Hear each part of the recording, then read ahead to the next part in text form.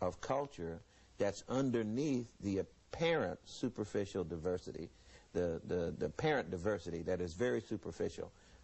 What is really important is the cultural deep structure, and we could go on and on about that, but that is really a key point. And it's not only true on the continent of Africa, it's true of African people wherever they are, including in the Western diaspora, including in the United States of America. These two dances developed at two different times in two different continents.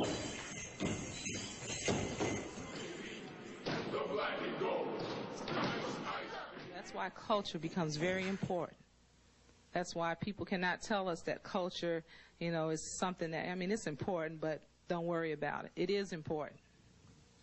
Because if our children are to succeed, they have got to have a positive sense of who they are, who they have been, so that they will know what they can be.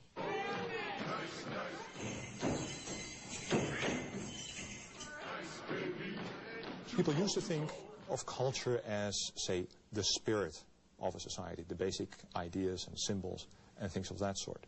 Okay, that is one sort of standard intellectual view of culture.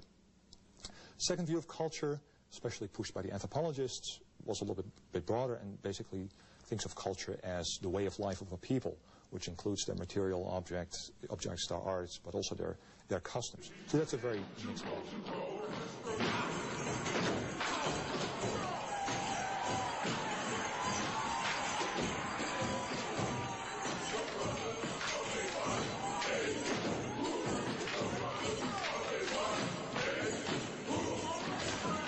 After this, your first question is, what is culture, or what is a working definition of culture?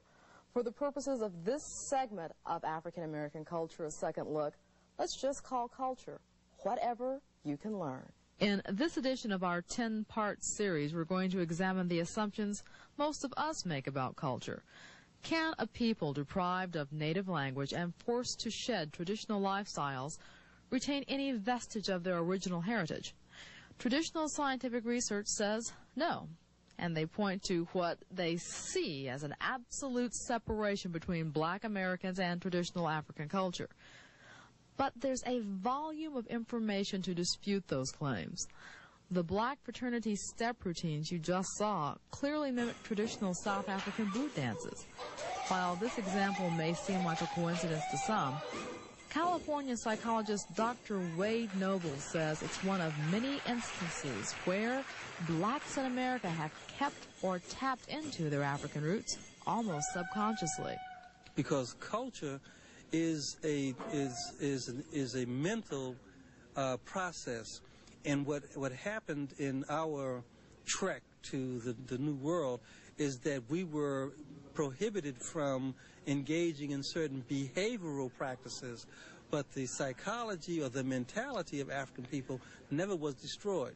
It, in fact, part of the intellectual theoretical community tries to talk about the transmission of information, likes to talk about information be transmitted overtly and intentionally from one generation to the next, where in the African tradition you have to evaluate people from their cultural spirit or space. For the last 200 years, traditional historians had two premises about African American culture. First, most history and sociology books teach us slavery destroyed all cultural ties black Americans had to Africa.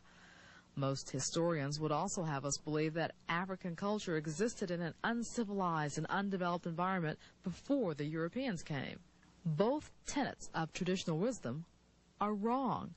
In the next half hour, we'll show you sophisticated pre-European African cultures which had wealth, respect, writing, commerce, and governments organizing the lives of millions of people.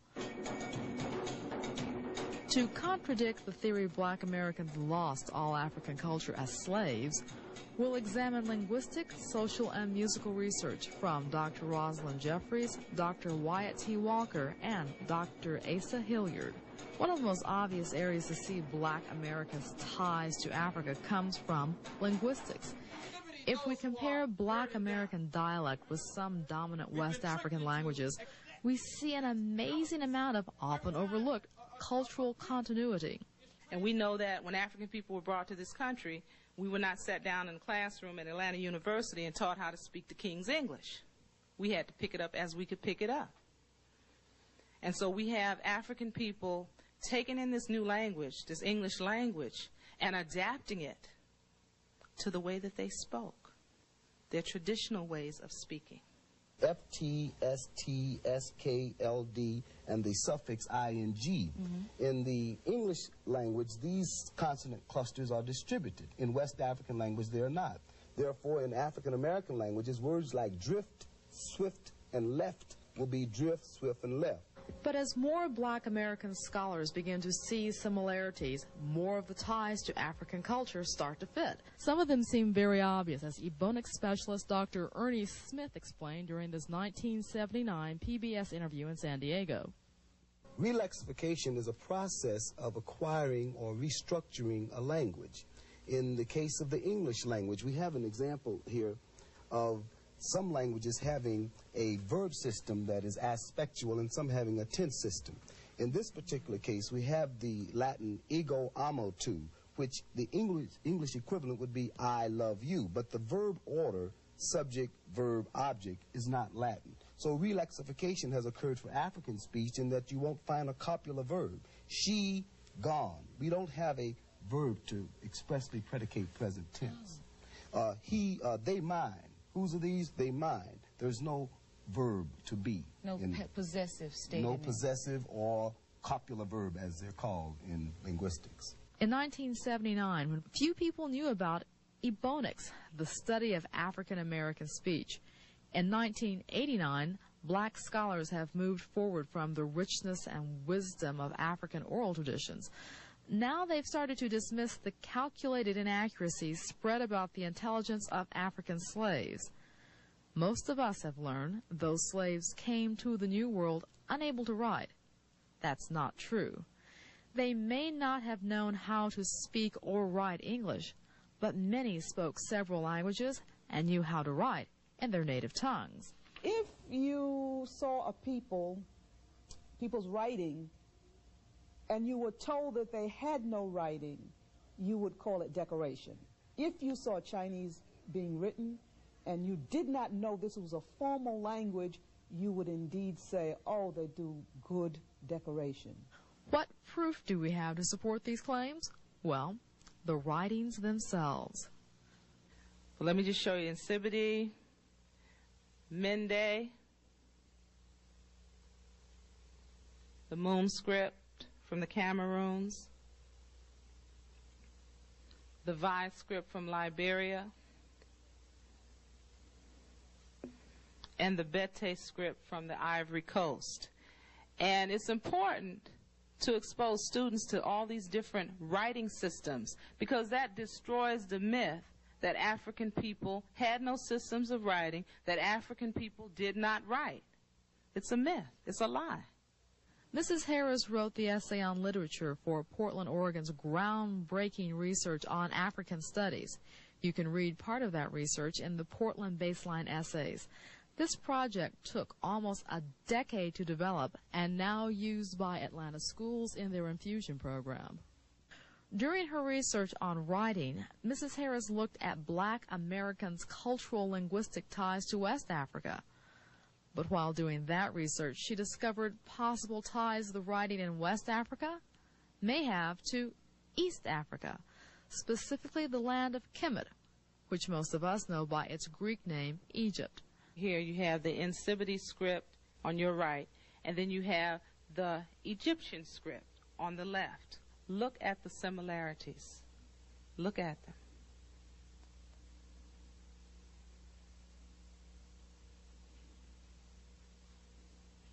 Comparison between the Egyptian script and the Toma signs. Look at the similarities. See, when you look at stuff like this, then it becomes very hard for people to tell you that, well, Egypt was isolated. Egypt was not a part of Africa. The Mende signs. This is Vi. the Mum. You know, what's so interesting, some of them are identical. As we have explained in earlier segments of this series, the original people to live in Kemet didn't look like the residents there today. The faces of the pharaohs, their own written description of themselves as black people of the Black Land, and extensive research by scholars such as Dr. Asa Hilliard means the people we show you now may have had their descendants brought to the Americas as slaves. By now it's fairly obvious you can't talk about African American culture without having accurate facts about African history. But it gets hard to talk about contributions if no one knows what they are. Have you ever studied Africa? No. No. Not at all? No. No. But I have studied Switzerland. Have you studied China? No. Have you studied Mexico? Few Americans, black or white, realized the African continent had thriving city-states, trade routes, governments, and kingdoms before the Europeans came. But information does exist which helps us understand African continuity with African American continuity. Books such as this by Richard Hall. In African Cities and Towns Before the European Conquest, Hall gives us pictures, documentation, and more specifically, information about African lifestyles, some of those habits and pieces of culture we see in African Americans today. Salaga, Gayo, Segu, all large pre-European African towns. Some grew on the banks of the Niger River. Others supported populations of about 400,000, and this according to European accounts. West African market cities such as Janneh and Gayo were wealthy and prosperous, with residents buying and selling gold in 1596. Two of these towns were probably founded somewhere around 822 to 921 AD. Travelers from Europe and other places described the inhabitants as exceedingly rich, and the cities stood as homes for many doctors, judges, priests, and learned men. This type of praise also denotes a high standard of learning during what we call Europeans' Dark Ages. When Europe was having its Dark Ages, there were no Dark Ages in the rest of the world. Africans was having an age of enlightenment, the Chinese were having an age of enlightenment, and the people of India was having an age of enlightenment. We have a tendency to take European terminology and stretch it across the whole world. But there were no comparable Dark Ages in the rest of the world until the European came. Okay. The European came out of his Dark Age and created a Dark Age for the rest of the world by the destruction of their civilization. Again, accurate research supports these claims. Internationally respected author and African scholar Dr. Ivan Van Sertima says, for centuries, Africans surpassed Europeans in many areas. He says as late as the 1800s, Europeans came to the Africans to learn advanced techniques in science, medicine, and antibiotics. They also observed the cleanness with which they cut the abdomen. They observed how they collapsed the abdominal wall. They observed how they stitched. They observed also that the African surgeons with consummate skill used the cautery iron in such a way that they could stop internal bleeding during the operation almost instantly with minor tissue damage using the hot irons. And all this was brought back. It was described in great detail. It was drawn and brought back into Europe. Again, give me the year and give me the civilization that used these advanced medical techniques. This was observed by a team that went out towards the end of the 1870s. Somewhere around 1878 that it was published in the Edinburgh Medical Journal. It was on the team Dr. Felkin from Britain and Scotland, a joint British-Scottish team. It was observed among the Banyuro. Now, at the beginning of this program, we define culture as whatever you can learn. Using that definition, the ancient Africans were a very cultured people before the Europeans came. Learning and libraries held a great deal of importance to these people. There were books, formal books, parchment, papyrus books, thousands of them along the Nile in the temples At Timbuktu, you had formal books, bound books like we know books to be. But how did all of this information get lost, and why did it happen? Psychologist Naeem Akbar offers this explanation. We came to America as a free people. In order for us to become slaves, it was necessary to destroy our consciousness of ourselves as independent human beings. That process was one by which you begin to destroy and to degrade those things which give you your sense of identity, purpose, direction, and origin. And in the process of doing so, you create a slave mind rather than a freed mind. And a constant onslaught of misinformation about who the slaves were was done intentionally for the purpose of making the slaves submissive and subject to the leadership of those authorities over them. Much of Africa's history is wrapped around the glory of her kings, from the kingdoms of Kemet to the majesty of Mali and Songhai. African history developed around documented men and women. It's a comment about the power of racism and Western education that we rarely hear about these people or their countries. Who were some of these kings and queens? Dr. John Henrik Clarke is a living library of resources in this area. We know that Ghana lasted until 1000s. In the last of its many great kings, Tenkamenim was killed 2 years before the Muslim invasion, 1076. So that means Tenkamenim lasted until 1074. He was known as the king who rode out every day, twice a day. He would ride out and administer justice one part of the day.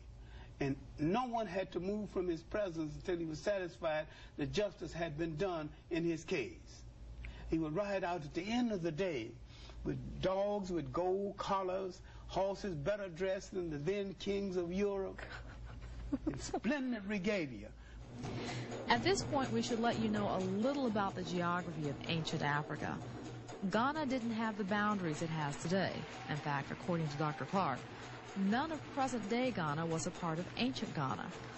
Dr. Clarke says the boundaries of ancient Ghana look something like this. Again, we need to realize these kingdoms governed millions of people and had wealth. Wealth usually denotes commerce. Dr. Rosalind Jeffrey says the ancient Africans may have come up with the world's first calculator system to handle their daily transactions. The old system in the marketplace was to put these little digits in a pan, and you would have your client come to you buying, purchasing perhaps little groupings of materials, a dozen of this or 2 dozen, etc. And meanwhile, someone takes away a dozen and this, that, and the other. Meanwhile, you're moving your disc around in a pan or in a basket.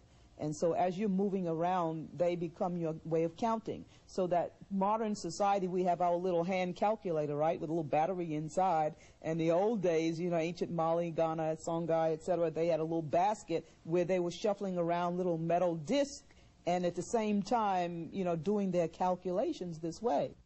As all worldly kingdoms do, Ghana began to decline. But as that happened, the neighboring country of Mali began to rise. Dr. Clarke says Mali produced some of the greatest kings in world history. After Sunday Atta, there was a servant king, Sakuru. And after Sakuru, the greatest of all the kings of Mali, Mansa Musa. And he came to power in 1306. In 1324, he went on a famous journey to Mecca and Medina because he was a Muslim. He spent all those years preparing. He took with him from 60 to 100,000 people, 50 hairdressers, and he only had his favorite wives. How many of them? Only the favorite wives went on the trip. They had 50 hairdressers. Oh, so you can guess how many wives were there. Now you talking about style. Now when we had it, baby. Okay, so he left basically from northern Central Africa, is that correct? Yes. And then went all the way into Mecca. Went to Egypt first, where he was crowned the great caliph of the Western Sudan. I mean, it's equivalent to Pope. Right. Then he went over to Mecca and Medina to pay his respects and gave alms and food and, you know, in fact, he took with him 250 camels, each with 250 pounds of gold each. To give away? To give away. And when he got back to Egypt, he was a little short of gold. And they put the entire treasure at his disposal. So you good for it. Take what you need. Oh, man. This is just for the trip home. Did he marry into cities along the way? He married his people, 50 of his people, into cities along the way, on his way. And on his way back, he said, we should not fight now because we're relatives. So it was a mission of peace. Now, this is no ordinary king. So no ordinary homecoming present is good for him. So while he was away, his local army captured the neighboring country. Which was? Sangay. And gave him the country as a homecoming present. That's amazing. Now Timbuktu is under his control. Which means the great libraries. Not only the library of Timbuktu, but the great mosque at Sankore that he's going to turn into the University of Sankore. And all of this is done by Africans, not Arabs. No Arabs in sight. We had African scholars. And once again, it's important to know the history because at this time, Islam had taken a stronghold particularly in parts of West Africa. So you had African scholars who had Arabic names in much the same way that we have European names. It doesn't mean we're not black, that we're not of African descent because we have European names. There are reasons why we have European names. But when we look into the history and we see somebody called Ahmed Baba, don't automatically assume that Ahmed Baba looks like the Egyptians that are in Egypt today. Ahmed Baba looked like you. Okay? We need to understand that. Ms. Harris said it's important for school children to know about educated Africans such as Ahmed Baba. She also says it's important to remember that people such as Baba had their books destroyed. They destroyed libraries. Ahmed Baba had a library, a personal library, that had over 1,600 books. It was destroyed. Probably one of the saddest things about the loss of African culture is that many Africans don't even recognize things that are part of their history. Dr. Rosalind Jeffrey says the ancient Africans carried these containers filled with writings and sayings. They were scriptures and parables important to them. So you could say they quite literally carried the written word on their hearts. Dr. Jeffrey's research has uncovered slave diaries. These books were discounted as memorization or pre-written Arabic script, but they're not. It's also not uncommon to find another obvious vestige of Black America's often overlooked African heritage, the call and response. Call and response is a freedom of speech in its purest form. Every amen, each, teach now, sister, take your time. Every one of those right-ons, even the negative shake of the head, and if no more than the lift of that hand that goes back and forth, register that the response is there. Each response shapes and colors the call. This is a process that empowers all of us. And I'm going to tell you something. It's far less expensive than opinion polls. Now, you may have noticed that in certain settings, the dynamics of call and response is overlooked or misinterpreted. For example, white American moviegoers have been known to complain that the Bloods talk back to the movie screen.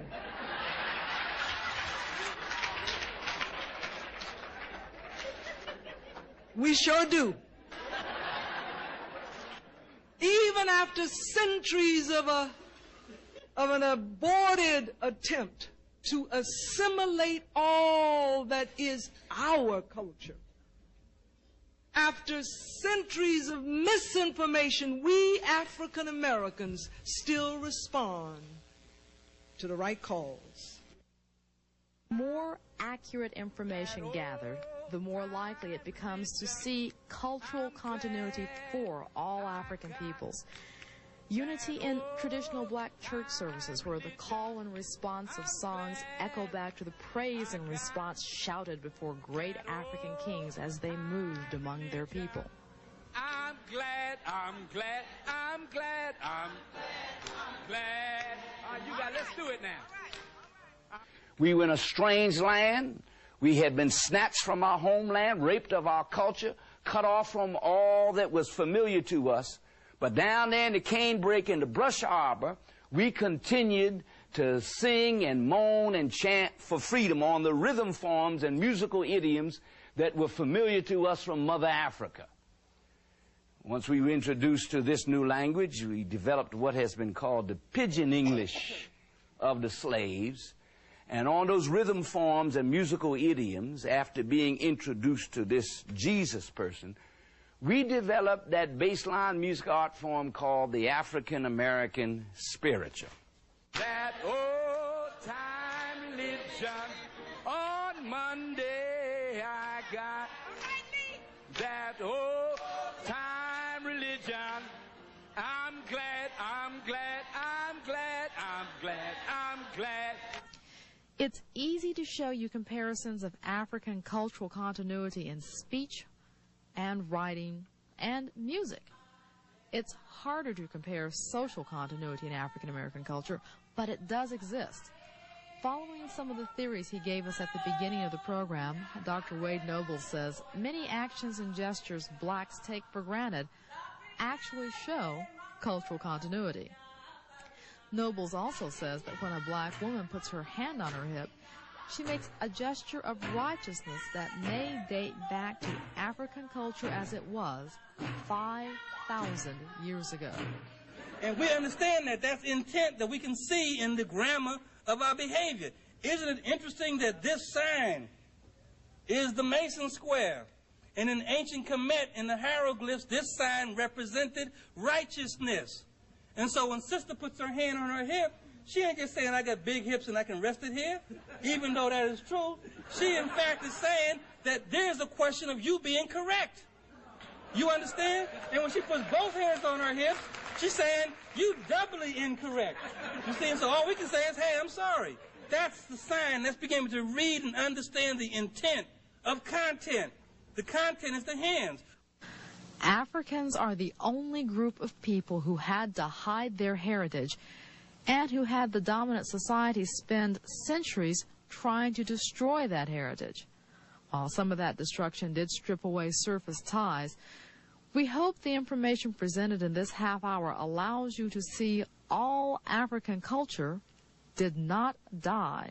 We know that African Americans, or African people, when they were brought to America, they weren't allowed to bring their cultural artifacts.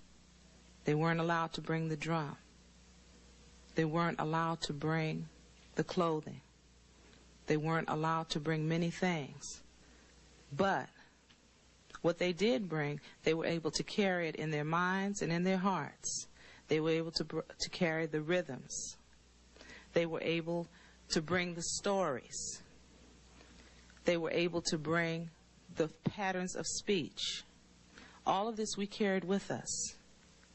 And many people would like us to believe that once we were herded onto slave ships, that we left that on the seashore, on the shores of Africa. And that is so untrue. And when we look around us every day, we see remnants of our culture. Earlier we showed you examples of Egyptian hieroglyphics and showed you similarities seen in West African scripts. These scripts suggest that African peoples may have migrated from the east to the west of the continent and beyond. We'll discuss those migrations and explain why they occurred in the next edition of African American Culture, A Second Look. I asked you, my children, what did you learn today? Did anyone tell you how to meet tomorrow? Did anyone tell you why there are people who don't know you? Did anyone seem to know who you were? Did anyone know that you have the blood of Africa in your veins? Or did they pretend to be blind to your color and thereby deny its value? What did you learn? Did anyone explain the nature of freedom? Did anyone explain the nature of racism? Did anyone explain the nature of love? Did anyone know anything about these things? Did anybody know anything? What did you learn today?